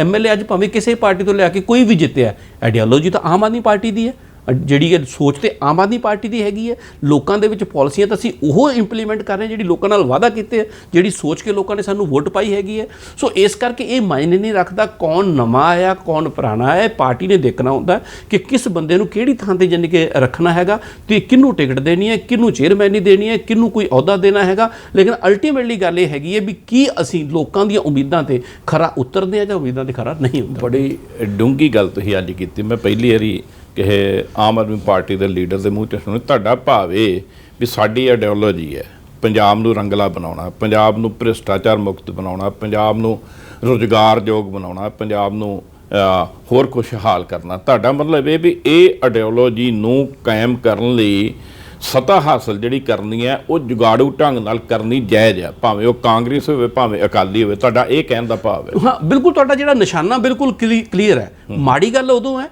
ਤੁਸੀਂ ਆਪਦੀ ਆਈਡੀਓਲੋਜੀ ਤੋਂ ਭਟਕਦੇ ਹੋ, ਮਾੜੀ ਗੱਲ ਉਦੋਂ ਹੈ ਤੁਸੀਂ ਆਪਦੇ ਨਿਸ਼ਾਨੇ ਤੋਂ ਭਟਕਦੇ ਹੋ। ਅਸੀਂ ਜਿੱਦਾਂ ਲੋਕਾਂ ਨਾਲ ਵਾਅਦਾ ਕੀਤਾ ਕਿ ਅਸੀਂ ਤੁਹਾਨੂੰ 300 ਯੂਨਿਟ ਪ੍ਰਤੀ ਮਹੀਨਾ ਫ੍ਰੀ ਦੇਵਾਂਗੇ, ਜੇ ਅਸੀਂ ਉਸ ਤੋਂ ਭਟਕਦੇ ਹੋਈਏ ਤੇ ਮਾੜੀ ਗੱਲ ਹੈ। ਅਸੀਂ ਲੋਕਾਂ ਨੇ ਕਿਹਾ ਸੀ ਤੁਹਾਡੇ ਸਕੂਲ ਵਧੀਆ ਬਣਾਵਾਂਗੇ ਜਿੱਥੇ ਬੱਚੇ ਤੁਹਾਡੇ ਪੜ੍ਹ ਸਕਦੇ ਹੋਣ, ਜੇ ਉੱਥੋਂ ਭਟਕਦੇ ਹੋਈਏ ਤਾਂ ਮਾੜੀ ਗੱਲ ਹੈ। ਅਸੀਂ ਨੌਜਵਾਨਾਂ ਨੂੰ ਕਿਹਾ ਸੀ ਤੁਹਾਨੂੰ ਨੌਕਰੀ ਦੇਵਾਂਗੇ, ਅਸੀਂ ਨੌਜਵਾਨਾਂ ਨੂੰ ਕਿਹਾ ਸੀ ਇੱਥੇ ਰੁਜ਼ਗਾਰ ਦੇਵਾਂਗੇ, ਤੁਹਾਨੂੰ ਬਾਹਰੋਂ ਇੰਡਸਟਰੀ ਲੈ ਕੇ ਆਵਾਂਗੇ, ਠੀਕ ਹੈ ਨਾ। ਜੇ ਅਸੀਂ ਉਸ ਤੇ ਖਰੇ ਨਾ ਉਤਰੀਏ ਫਿਰ ਮਾੜੀ ਗੱਲ ਹੈ। ਜਦੋਂ ਅਸੀਂ ਉਸ ਦੇ ਉੱਤੇ ਖਰੇ ਉਤਰ ਰਹੇ ਹਾਂ ਤਾਂ ਇਸ ਕਰਕੇ ਉਹ ਚੀਜ਼ਾਂ ਨੂੰ ਲਾਗੂ ਕਰਨ ਵਾਸਤੇ ਸੱਤਾ ਦਾ ਹੋਣਾ ਜ਼ਰੂਰੀ ਹੈ। ਹੁਣ ਮੰਨ ਲਓ ਪੰਜਾਬ ਦੇ ਵਿੱਚ ਅੱਜ ਕਾਂਗਰਸ ਦੀ ਸਰਕਾਰ ਹੁੰਦੀ ਜਾਂ ਅਕਾਲੀ ਦਲ ਦੀ ਸਰਕਾਰ ਹੁੰਦੀ, ਅਸੀਂ ਆਪਦੀ ਆਈਡੀਓਲੋਜੀ ਇੰਪਲੀਮੈਂਟ ਕਰ ਲੈਂਦੇ? ਨਹੀਂ ਹੋ ਸਕਦੀ ਸੀ। ਨੀਲੇ ਮੇਰੇ ਮਨ 'ਚ ਨਾ ਬੜੇ ਚਿਰ ਦਾ ਇੱਕ ਸਵਾਲ ਹੈ, ਮੈਂ ਹਰੇਕ ਡਿਬੇਟ 'ਚ ਗੱਲ ਕਰਦਾ, ਮੈਨੂੰ ਲੱਗਦਾ ਸ਼ਾਇਦ ਤੁਸੀਂ ਉਹਦਾ ਜਵਾਬ ਦੇ ਦਿਓ। ਜਦੋਂ ਪੰਜਾਬ ਕਿਸੇ ਨੂੰ ਮੰਤਰੀ ਬਣਾ ਰਹੇ, ਕਿਸੇ ਨੂੰ ਮੁੱਖ ਮੰਤਰੀ ਬਣਾ ਰਹੇ, ਕਿਸੇ ਨੂੰ ਵਿਧਾਇਕ ਬਣਾ ਦੇ, ਉਹਦੇ ਵਿੱਚ ਤੁਸੀਂ ਵੀ ਸ਼ਾਮਲ ਹੋ ਗਏ, ਚੇਅਰਮੈਨ ਬਣਾ ਦੇ। ਚੇਅਰਮੈਨੀਆਂ ਚਲੋ ਛੋਟੀ ਗੱਲ ਵੀ ਹੈ, ਪਰ ਛੋਟੀ ਵੀ ਮੈਂ ਕਹੂੰ ਵੱਡੀ ਗੱਲ ਹੈ ਵੀ ਇਸ ਚੇਅਰ 'ਤੇ ਆਉਣਾ, ਸਿਆਸੀ ਆਧਾਰ 'ਤੇ ਸੇਵਾ ਕਰਕੇ ਆਉਣਾ ਬਹੁਤ ਵੱਡੀ ਗੱਲ ਹੈ। ਅਤੇ ਫਿਰ ਜਦੋਂ ਕੋਈ ਮੰਤਰੀ ਨੂੰ, ਕਿਸੇ ਮੁੱਖ ਮੰਤਰੀ ਨੂੰ ਕਰਪਸ਼ਨ ਦੇ ਕੇਸਾਂ ਵਿੱਚ ਪੇਸ਼ੀਆਂ ਭੁਗਤਣੀਆਂ ਪੈਂਦੀਆਂ ਨੇ, ਮੇਰੀ ਸਮਝ ਤੋਂ ਬਾਹਰ ਹੈ ਵੀ ਇਹੋ ਜਿਹੀਆਂ ਕੁਰਸੀਆਂ 'ਤੇ ਬੈਠ ਕੇ ਕੋਈ ਮੰਤਰੀ, ਕੋਈ ਮੁੱਖ ਮੰਤਰੀ ਚੋਰੀ ਕਿਵੇਂ ਕਰ ਲੈਂਦਾ, ਠੱਗੀ ਕਿਵੇਂ ਮਾਰ ਲੈਂਦਾ, ਬਜਟ ਦੇ ਵਿੱਚ ਸੰਨ ਲਾ ਕੇ ਆਪਣੇ ਘਰ ਕਿਵੇਂ ਭਰ ਲੈਂਦਾ। ਜਿਹੜੀ ਮੈਂ ਗੱਲ ਕਹੀ ਵੀ ਲੋਕ ਕਹਿੰਦੇ ਨੇ ਸਿਆਸਤ ਖੇਡਦਾ ਤੂੰ, ਗੰਦੀ ਹੋ ਗਈ ਸਿਆਸਤ, ਇਹ ਕਿਵੇਂ ਸਪਸ਼ਟ ਹੋ ਸਕਦੀ ਹੈ? ਦੇਖੋ, ਬਿਲਕੁਲ ਇਸੇ ਚੀਜ਼ ਦਾ ਤੇ ਰੋਣਾ ਹੈਗਾ ਨਾ, ਜਿੱਦਾਂ ਅਸੀਂ ਗੱਲ ਕਰ ਰਹੇ, ਐਡੀ ਵਾਹਿਗੁਰੂ ਨੇ ਕਿਰਪਾ ਕੀਤੀ ਹੁੰਦੀ ਹੈ, ਤੁਸੀਂ ਇਹੋ ਜਿਹੀ ਪੋਜੀਸ਼ਨ ਤੇ ਪਹੁੰਚ ਜਾਂਦੇ ਹੋ ਜਿੱਥੇ ਤੁਹਾਨੂੰ ਸੇਵਾ ਕਰਨ ਦਾ ਮੌਕਾ ਮਿਲਿਆ, ਉੱਥੇ ਜਾ ਕੇ ਤੁਸੀਂ ਆਪਣੇ ਘਰ ਭਰਨ ਦੀ ਸਿਆਸਤ ਕਰਦੇ ਹੋ, ਉਹ ਲੋਕਾਂ ਨੂੰ ਅੰਗੂਠਾ ਦਿਖਾਉਂਦੇ ਹੋ ਉਸ ਵਕਤ ਤੇ, ਤਾਂ ਨੈਚੁਰਲੀ ਉਹ ਮਤਲਬ ਵੀ ਪੰਜਾਬ ਦੀ ਤੁਸੀਂ ਕਮਾਈ ਕੀਤੀ ਹੁੰਦੀ ਹੈ, ਸਾਰੇ ਪੰਜਾਬ ਨੇ ਤੁਹਾਡੇ ਵੋਟਾਂ ਪਾ ਕੇ ਮੁੱਖ ਮੰਤਰੀ ਭੇਜਣ ਦਾ ਉਹਦਾ ਤੇ ਮੁੱਲ ਹੀ ਕੋਈ ਨਹੀਂਗਾ। ਮੈਂ ਉਹੀ ਚੀਜ਼ ਕਹਿ ਰਿਹਾ ਸਰ, ਲੋਕਾਂ ਦੀ ਜਿਹੜੀ ਹੈ ਨਾ ਉਹ ਨੀਅਤ ਨਹੀਂ ਭਰਦੀ, ਠੀਕ ਹੈ ਨਾ। ਜ਼ਮੀਰ ਦੀ ਗੱਲ ਹੈਗੀ ਹੈ ਕਿ ਤੁਸੀਂ ਜ਼ਮੀਰ ਤੁਹਾਡੀ ਕਿੱਦਾਂ ਦੀ ਹੈਗੀ ਹੈ, ਤੁਹਾਡੀ ਜ਼ਮੀਰ ਅਲਾਓ ਕਰਦੀ ਹੈ ਕਿ ਨਹੀਂ ਕਰਦੀ। ਇਹਦੇ ਵਿੱਚ ਅਮੀਰ ਹੋਣਾ ਜਾਂ ਗਰੀਬ ਹੋਣਾ ਕੋਈ ਬਹੁਤੇ ਮਾਇਨੇ ਨਹੀਂ ਰੱਖਦਾ। ਤੁਹਾਨੂੰ ਬਹੁਤ ਸਾਰੇ ਲੋਕ, ਜਾਣੀ ਕਿ ਤੁਸੀਂ ਦੇਖੋਗੇ ਅਕਸਰ ਆਪਾਂ ਘਰਾਂ ਦੇ ਵਿੱਚ, ਮੰਨ ਲਓ ਤੁਹਾਡੇ ਘਰ ਦੇ ਵਿੱਚ ਇੱਕ ਸਫਾਈ ਸੇਵਕ ਆਉਂਦਾ ਹੈਗਾ, ਤੁਹਾਡੀ ਘਰ ਦੀ ਚੀਜ਼ ਕੋਈ ਗਵਾਚ ਗਈ, ਠੀਕ ਹੈ ਕਿ ਨਹੀਂ, ਤੇ ਸਭ ਤੋਂ ਪਹਿਲਾਂ ਸ਼ੱਕ ਕਿਤੇ ਕਰਦੇ ਆ ਉਸ ਵਿਚਾਰੇ ਗਰੀਬ ਦੇ ਉੱਤੇ, ਜਦ ਕਿ ਬਾਅਦ ਦੇ ਵਿੱਚ ਜਦੋਂ ਇਨਵੈਸਟੀਗੇਸ਼ਨ ਹੁੰਦਾ ਹੈ ਉਹਦਾ ਕੋਈ ਦੋਸ਼ੀ ਕੋਈ ਹੋਰ ਹੀ ਹੁੰਦਾ ਹੈਗਾ। ਸੋ ਜਿਹੜਾ ਜ਼ਮੀਰ ਹੈ ਨਾ, ਜ਼ਮੀਰ ਦਾ ਕੋਈ ਪੈਸੇ ਨਾਲ ਲੈਣਾ ਦੇਣਾ ਨਹੀਂ ਹੁੰਦਾ, ਜ਼ਮੀਰ ਤੁਹਾਡੀ ਇੰਟਰਨਲ ਫੀਲਿੰਗ ਹੈਗੀ ਹੈ, ਠੀਕ ਹੈ ਕਿ ਨਹੀਂ। ਤਾਂ ਮੈਨੂੰ ਲੱਗਦਾ ਵੀ ਜੇਕਰ ਬੰਦਾ ਕੋਈ ਇਸ ਮੁਕਾਮ ਤੇ ਪਹੁੰਚ ਕੇ ਵੀ ਇਹੋ ਜਿਹੀਆਂ ਗੱਲਾਂ ਕਰਦਾ ਹੈ ਤਾਂ ਉਹ ਗਲਤ ਹੈਗੀ। ਔਰ ਪਰ ਇਹੋ ਜਿਹੇ ਬੰਦਿਆਂ ਦੀ ਆਮ ਆਦਮੀ ਪਾਰਟੀ ਦੇ ਵਿੱਚ ਥਾਂ ਨਹੀਂ ਹੈਗੀ ਹੈ। ਤੁਸੀਂ ਦੇਖਿਆ ਆਮ ਆਦਮੀ ਪਾਰਟੀ ਦੀ ਪਹਿਲੀ ਸਰਕਾਰ ਐਸੀ ਹੈਗੀ ਹੈ ਪੰਜਾਬ ਦੇ ਇਤਿਹਾਸ 'ਚ, ਤਾਂ ਤੁਸੀਂ ਦੇਖ ਹੀ ਲਓ ਕਿ ਸਾਡੇ ਆਪਣੇ ਮੰਤਰੀ ਦੇ ਉੱਤੇ ਜੇ ਦੋਸ਼ ਲੱਗੇ ਤਾਂ ਉਹ ਜਾਣੀ ਕਿ ਜੇਲ੍ਹ ਦੇ ਵਿੱਚ ਗਿਆ, ਸਾਡਾ ਐਮਐਲਏ ਦੇ ਉੱਤੇ ਦੋਸ਼ ਲੱਗੇ, ਉਹ ਅੱਜ ਜੇਲ੍ਹ ਦੇ ਵਿੱਚ ਹੈਗੇ ਆ। ਘੱਟੋ ਘੱਟ ਜਿਹੜੀ ਕਰਪਸ਼ਨ ਜਿਹੜੀ ਹੈ ਉਹ ਇੱਥੇ ਅਲਾਉ ਨਹੀਂ ਹੈਗੀ। ਦੇਖੋ, ਇੱਕ ਗੱਲ ਸਾਰੇ ਪੰਜਾਬ 'ਚ ਇਹ ਚੁੰਝ ਚਰਚਾ ਵੀ ਚੱਲ ਰਹੀ ਹੈ ਵੀ ਪੰਜਾਬ ਦੇ ਮੁੱਖ ਮੰਤਰੀ ਭਗਵੰਤ ਸਿੰਘ ਮਾਨ ਜਿਹੜੇ ਬੜੀ ਦਲੇਰੀ ਨਾਲ, ਕਿਉਂਕਿ ਵਿਜੀਲੈਂਸ ਫਾਈਲਾਂ ਉਹਨਾਂ ਨੂੰ ਭੇਜਦੀ ਹੋਊਗੀ ਵੀ ਇੱਥੇ ਕਰਪਸ਼ਨ ਹੋਈ, ਇੱਥੇ ਕਰਪਸ਼ਨ ਹੋਈ, ਇੱਥੇ ਕਰਪਸ਼ਨ ਹੋਈ, ਤੇ ਜਿਵੇਂ ਉਹ ਹਰਾਪਨ ਚਲਾ ਕੇ ਅਪਰੂਵਲ ਦੇ ਰਹੇ ਵੀ ਕਰ ਦਿਓ, ਜੋ ਕਾਨੂੰਨੀ ਕਾਰਵਾਈ ਬਣਦੀ ਕਰ ਦਿਓ। ਉਹਦੇ ਤੋਂ ਲੱਗਦਾ ਨਹੀਂ ਵੀ ਸਾਰੇ ਤੁਹਾਡੇ ਮੰਤਰੀਆਂ ਵਿਧਾਇਕਾਂ ਨੂੰ ਵੀ ਸੰਕੇਤ ਜਾ ਰਹੇ ਨੇ ਵੀ ਜੇ ਉਹਨਾਂ 'ਤੇ ਕਾਰਵਾਈ ਹੋ ਸਕਦੀ ਹੈ ਤੇ ਜੇ ਕੱਲ ਨੂੰ ਤੁਹਾਡੀ ਸਰਕਾਰ ਨਾ ਰਹੀ ਤੇ ਤੁਹਾਡਿਆਂ ਕੋਲ ਫਾਈਲਾਂ ਸਾਹਮਣੇ ਆਈਆਂ ਤੇ ਬਚਣਾ ਤੁਸੀਂ ਵੀ ਨਹੀਂ। ਸਰ ਕੋਈ ਹੋਵੇ ਇਹਦੇ ਚ ਨਾ ਕਾਹੂ ਸੇ ਦੋਸਤੀ, ਨਾ ਕਾਹੂ ਸੇ ਵੈਰ, ਠੀਕ ਹੈ ਨਾ। ਤੇ ਜਿਸ ਬੰਦੇ ਨੇ ਗਲਤੀ ਕੀਤੀ ਹੈ, ਜਿਸ ਬੰਦੇ ਨੇ ਕਰਪਸ਼ਨ ਕੀਤੀ ਹੈ, ਜਿਸ ਬੰਦੇ ਨੇ ਸਰਕਾਰੀ ਖਜ਼ਾਨੇ ਨੂੰ ਲੁੱਟਿਆ ਤੇ ਲੋਕਾਂ ਦੇ ਸੁਪਨਿਆਂ ਦਾ ਕਤਲ ਕੀਤਾ ਹੈਗਾ, ਉਹਨੂੰ ਸਜ਼ਾ ਮਿਲਣੀ ਚਾਹੀਦੀ ਹੈ, ਭਾਵੇਂ ਕੋਈ ਵੀ ਹੋਵੇ ਜੀ। ਗਰਗ ਜੀ, ਤੁਸੀਂ ਚੇਅਰਮੈਨ ਬਣੇ ਜੇ ਇਸ ਬੋਰਡ ਦੇ, ਮਤਲਬ ਇਹਦੇ 'ਚ ਹੁਣ ਤੱਕ ਕੀ ਤੁਸੀਂ ਕੋਈ ਡਿਸਕਸ ਕੀਤਾ ਵੀ ਕੀ ਕਰੋਗੇ ਪੰਜਾਬ? ਨਹੀਂ ਭਾਜੀ, ਮੈਂ ਜਿੱਦਾਂ ਤੁਹਾਡੇ ਨਾਲ ਆਪਾਂ ਆਫ ਦੀ ਰਿਕਾਰਡ ਵੀ ਉਦੋਂ ਗੱਲ ਕਰ ਰਹੇ ਸੀ, ਤੇ ਰੀਸੈਂਟਲੀ ਮੈਂ ਜੁਆਇਨ ਕੀਤਾ ਹੈਗਾ। ਅੱਜ ਮੈਂ ਸਾਰੀ ਰੂਲ ਬੁੱਕ ਜਿਹੜਾ ਉਹ ਮੰਗਵਾਉਣਾ, ਤੇ ਜਿਹੜੇ ਸਾਡੇ ਆਫੀਸਰ ਸਾਹਿਬਾਨ ਨੇ ਉਹਨਾਂ ਨਾਲ ਬੈਠ ਕੇ ਸਾਰਾ ਕੁਝ ਡਿਸਕਸ ਕਰਾਂਗੇ, ਕੀ ਮੇਰਾ ਰੋਲ ਹੈਗਾ, ਕੀ ਮੈਂ ਉਹਦੇ ਵਿੱਚ ਕਰ ਸਕਦਾ ਹੈਗਾ, ਕੀ ਡਿਪਾਰਟਮੈਂਟ ਵੱਲੋਂ ਅਸੀਂ ਲੋਕਾਂ ਨੂੰ ਸਹੂਲਤਾਂ ਦੇ ਸਕਦੇ ਹਾਂ। ਪਰ ਇੱਕ ਗੱਲ ਬੜੀ ਕਲੀਅਰ ਹੈ, ਸਰਦਾਰ ਭਗਵੰਤ ਸਿੰਘ ਮਾਨ ਵੱਲੋਂ ਡਾਇਰੈਕਸ਼ਨ ਬੜੀ ਕਲੀਅਰ ਹੈਗੀ ਹੈ, ਪੰਜਾਬ ਦੇ ਵਿੱਚ ਅਸੀਂ ਜਿਹੜੀ ਮੌਜੂਦਾ ਇੰਡਸਟਰੀ ਹੈ ਉਹਨੂੰ ਡਿਵੈਲਪ ਵੀ ਕਰਨਾ, ਉਹਨੂੰ ਗਰੋ ਵੀ ਕਰਨਾ, ਤੇ ਨਵੀਂ ਇੰਡਸਟਰੀ ਲੈ ਕੇ ਵੀ ਆਉਣੀ ਹੈ। ਕਿਉਂਕਿ ਸਮਝਦੇ ਹਾਂ ਕਿ ਬੇਰੁਜ਼ਗਾਰੀ ਜਿਹੜੀ ਹੈ ਉਹ ਸਭ ਤੋਂ ਵੱਡਾ ਸ਼ਰਾਪ ਹੈ ਪੰਜਾਬ ਦੇ ਲਈ। ਔਰ ਇਹ ਛੋਟੀ ਤੇ ਜਿਹੜੀ ਮੀਡੀਅਮ ਇੰਡਸਟਰੀ ਹੈ, ਇਹ ਉਹ ਇੰਡਸਟਰੀ ਹੈ ਜਿੱਥੇ ਸਭ ਤੋਂ ਵੱਧ ਰੁਜ਼ਗਾਰ ਜਿਹੜਾ ਲੋਕਾਂ ਨੂੰ, ਨੌਜਵਾਨਾਂ ਨੂੰ ਮਿਲਦਾ ਹੈ। ਅੱਜ ਵੀ ਤੁਹਾਨੂੰ ਹੈਰਾਨਗੀ ਹੋਏਗੀ, ਭਾਵੇਂ ਸਾਡਾ ਖੇਤੀਬਾੜੀ ਪ੍ਰਧਾਨ ਸੂਬਾ ਹੈਗਾ, ਲੇਕਿਨ 32% ਲੋਕਾਂ ਨੂੰ ਜਿਹੜਾ ਰੁਜ਼ਗਾਰ ਉਸ ਇੰਡਸਟਰੀ ਨੇ ਦਿੱਤਾ ਹੋਇਆ ਹੈ, ਔਰ ਖੇਤੀ ਤੋਂ 26% ਰੁਜ਼ਗਾਰ ਮਿਲਦਾ ਹੈਗਾ, ਠੀਕ ਹੈ ਕਿ ਨਹੀਂ। ਸੋ ਮੇਰਾ ਕਹਿਣ ਦਾ ਮਤਲਬ ਹੈ ਇਸ ਜਿਹੜੀ ਇੰਡਸਟਰੀ ਤੋਂ ਲੋਕਾਂ ਨੂੰ ਵੀ ਉਮੀਦਾਂ ਨੇ, ਔਰ ਸਰਦਾਰ ਭਗਵੰਤ ਸਿੰਘ ਮਾਨ ਦਾ ਜਿਹੜੀ ਆਈਡੀਓਲੋਜੀ ਔਰ ਉਹਨਾਂ ਦਾ ਵਿਜ਼ਨ ਬੜਾ ਕਲੀਅਰ ਹੈਗਾ। ਰੀਸੈਂਟਲੀ ਤੁਸੀਂ ਦੇਖੋ ਉਹਨਾਂ ਦੀ ਕੋਸ਼ਿਸ਼ਾਂ ਸਦਕਾ ਤੇ ਵਿਜ਼ਨ ਪੰਜਾਬ ਇਨਵੈਸਟ ਪੰਜਾਬ ਹੋਇਆ, ਜਿਸ ਤਕਰੀਬਨ 2200 ਜਿਹੜੇ ਕਿ ਇਨਵੈਸਟਰ ਨੇ ਭਾਗ ਲਿਆ, ਔਰ 42-43 ਹਜ਼ਾਰ ਕਰੋੜ ਰੁਪਏ ਪੰਜਾਬ 'ਚ ਇਨਵੈਸਟ ਕਰਨ ਦੀ ਗੱਲ ਹੋ ਰਹੀ ਹੈ, ਜਿਹਦੇ ਨਾਲ ਤਕਰੀਬਨ 2.5 ਲੱਖ ਦੇ ਨੌਜਵਾਨਾਂ ਨੂੰ, ਦੇ ਆਸ-ਪਾਸ ਨੌਜਵਾਨਾਂ ਨੂੰ ਰੁਜ਼ਗਾਰ ਮਿਲੇਗਾ। ਸੋ ਮੇਰੇ ਕਹਿਣ ਦਾ ਮਤਲਬ ਜੋ ਅਸੀਂ ਬੈਸਟ ਕਰ ਸਕਦੇ ਹੋਏ ਅਸੀਂ ਆਪਣੇ ਵੱਲੋਂ ਪੂਰੀ ਵਾਹ ਲਾ ਦਿਆਂਗੇ। ਤੁਸੀਂ ਹੁਣ ਚੇਅਰਮੈਨ ਦੀਆਂ ਜ਼ਿੰਮੇਵਾਰੀਆਂ ਵੀ ਨਿਭਾਓਗੇ, ਵੱਡੀ ਜ਼ਿੰਮੇਵਾਰੀ ਹੈ, ਤੇ ਨਾਲ ਦੀ ਨਾਲ ਜਿਵੇਂ ਪਹਿਲੋਂ ਰੋਜ਼ ਸ਼ਾਮ ਨੂੰ ਟੈਲੀਵਿਜ਼ਨ 'ਤੇ ਦੇਖਦੇ ਜੇ ਆਪਣੀ ਪਾਰਟੀ ਦਾ ਝੰਡਾ ਫੜ ਕੇ ਬੈਠਦੇ ਜੇ, ਉਹ ਜ਼ਿੰਮੇਵਾਰੀ ਬਰਕਰਾਰ ਰਹੇਗੀ? ਸਰ ਉਹ ਤਾਂ ਬਿਲਕੁਲ ਮੇਰੀ ਜਿੰਦ ਜਾਨ ਉਹੀ ਚੀਜ਼ ਹੈ, ਮੇਰੀ ਤਾਂ ਪਹਿਚਾਣ ਉਹੀ ਹੈਗੀ ਹੈ। ਬਾਕੀ ਪਾਰਟੀ ਜਿੱਥੇ ਡਿਊਟੀ ਲਾਵੇ ਉਹ ਬਿਲਕੁਲ ਨਿਭਾਉਣੇ ਆ। ਤੁਹਾਨੂੰ ਮੈਂ ਜਿੱਦਾਂ ਤੁਸੀਂ ਪਹਿਲਾਂ ਵੀ ਜਾਣਦੇ ਹੋ, ਮੈਨੂੰ ਸਭ ਤੋਂ ਪਹਿਲਾਂ ਮੀਡੀਆ ਇੰਚਾਰਜ ਦੀ ਜਿਹੜੀ ਪੰਜਾਬ ਦਾ ਜਿਹੜਾ ਸਭ ਤੋਂ ਪਹਿਲਾਂ ਜ਼ੋਨਲ ਮੀਡੀਆ ਇੰਚਾਰਜ ਲਗਾਇਆ ਸੀ ਬਠਿੰਡੇ ਦੇ ਵਿੱਚ 2015 'ਚ, ਉਹ ਮੈਨੂੰ ਲਗਾਇਆ ਸੀ। ਠੀਕ ਹੈ ਨਾ। ਇਲੈਕਸ਼ਨ ਦੇ ਦਿਨਾਂ ਦੇ ਵਿੱਚ ਸਾਡੀ ਜਿਹੜੀ ਕੇਂਦਰੀ ਟੀਮ ਸੀ ਉਹਨਾਂ ਨੇ ਮੈਨੂੰ ਚੰਡੀਗੜ੍ਹ ਸੱਦਿਆ ਸੀ ਕਿ ਤੁਸੀਂ ਇੱਥੇ ਆ ਕੇ ਜਿਹੜਾ ਹੈਗਾ ਮੀਡੀਆ ਨਾਲ ਕੋਆਰਡੀਨੇਟ ਕਰੋ, ਕਿਉਂਕਿ ਮੇਰਾ ਜਿਹੜਾ ਹੈਗਾ ਪਬਲਿਕ ਰਿਲੇਸ਼ਨਸ਼ਿਪ ਜਿਹੜਾ ਹੈਗਾ ਇੱਕ ਸਟਰੋਂਗ ਪੱਖ ਹੈਗਾ, ਤੇ ਉਸ ਦਾ ਨੈਚੁਰਲੀ ਅਸੀਂ ਬਿਲਕੁਲ ਫਾਇਦਾ ਲਿਆ। ਔਰ ਹਾਲਾਂਕਿ ਉਹਨਾਂ ਦਿਨਾਂ 'ਚ ਮੈਂ ਬਠਿੰਡੇ ਦੇ ਵਿੱਚ ਜ਼ਿਲ੍ਹਾ ਪ੍ਰਧਾਨ ਵੀ ਸੀ ਆਮ ਆਦਮੀ ਪਾਰਟੀ ਦਾ। ਸੋ ਹੁਣ ਪਾਰਟੀ ਨੇ ਜਿਹੜੀ ਚੇਅਰਮੈਨ ਦੀ ਜ਼ਿੰਮੇਵਾਰੀ ਦਿੱਤੀ ਹੈਗੀ, ਨਾਲ ਸਪੋਕਸਪਰਸਨ ਦੀ ਜ਼ਿੰਮੇਵਾਰੀ ਹੈਗੀ ਹੈ। ਸੋ ਮੈਨੂੰ ਤੇ ਜਿੱਥੇ ਮਰਜ਼ੀ ਲਗਾ ਦਿਓ, ਮੈਨੂੰ ਨਾ ਕੋਈ ਚੇਅਰਮੈਨੀ ਦੇ ਨਾਲ ਹੈਗਾ ਤੇ ਨਾ ਕੋਈ ਇਹ ਵੀ ਸਪੋਕਸਪਰਸਨ ਦੇ ਨਾਲ ਹੀ ਬੱਝੇ ਹੋਏ ਆ। ਪਰ ਇੱਕ ਗੱਲ ਕਲੀਅਰ ਹੈ, ਜਿੱਥੇ ਮਰਜ਼ੀ ਲਾ ਦਿਓ, ਨੰਬਰ 2 ਹੋ ਕੇ ਨਹੀਂ ਰਹਿ ਸਕਦੇ। ਅਸੀਂ ਆਪਦੇ ਵੱਲੋਂ ਪੂਰੀ ਆਪਦੀ ਜਿੰਨੀ ਕੁ ਸਾਡੀ ਕਾਬਲੀਅਤ ਹੈਗੀ ਹੈ ਇੰਨਾ ਕੁ ਵਾਹ ਲਾ ਦਿੰਦੇ ਆ ਕਿ ਨੰਬਰ 1 ਤੇ ਆਉਣਾ ਹੀ ਆਉਣਾ ਆ। ਆਉਣਾ ਹੀ ਹੈ।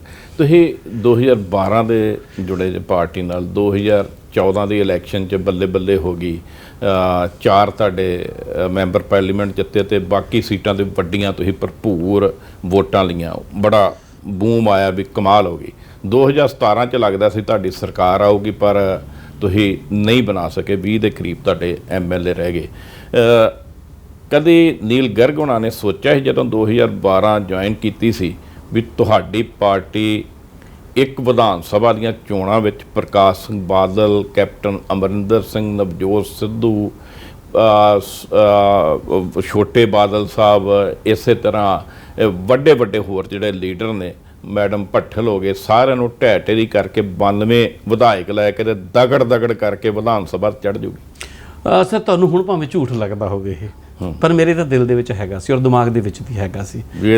ਬਿਲਕੁਲ ਇਹ ਦਿਨ ਆਊਗਾ ਕਿ ਜਦੋਂ ਤੁਸੀਂ ਸੱਚ ਦੇ ਰਾਸਤੇ ਦੇ ਉੱਤੇ ਚੱਲਦੇ ਹੋ, ਉਹ ਰਾਸਤਾ ਔਖਾ ਹੋ ਸਕਦਾ ਹੈਗਾ, ਠੀਕ ਹੈ ਨਾ, ਪਰ ਇਹ ਦਿਨ ਆਊਗਾ। ਇਹ ਦਿਨ ਤੇ 2017 'ਚ ਵੀ ਆ ਜਾਣਾ ਸੀ। ਉਦੋਂ ਸਾਡੇ ਤੋਂ ਕੁਝ ਜਾਨੀ ਕਿ ਕਮੀਆਂ ਰਹਿ ਗਈਆਂ, ਠੀਕ ਹੈ ਨਾ। ਲੋਕਾਂ ਨੇ ਤਾਂ ਉਦੋਂ ਵੀ ਬਹੁਤ ਸਾਥ ਦਿੱਤਾ। ਉਹਨਾਂ ਕਮੀਆਂ ਨੂੰ ਸੁਧਾਰਦੇ ਹੋਏ, ਸਿੱਖਦੇ ਹੋਏ ਅਸੀਂ 2022 ਤੱਕ ਪਹੁੰਚਦੇ, ਪਰ ਇੰਨਾ ਨਹੀਂ ਪਤਾ ਸੀ ਵੀ ਐਡੇ ਵੱਡੇ ਮਾਰਜਨ ਨਾਲ ਹਰਾਵਾਂਗੇ।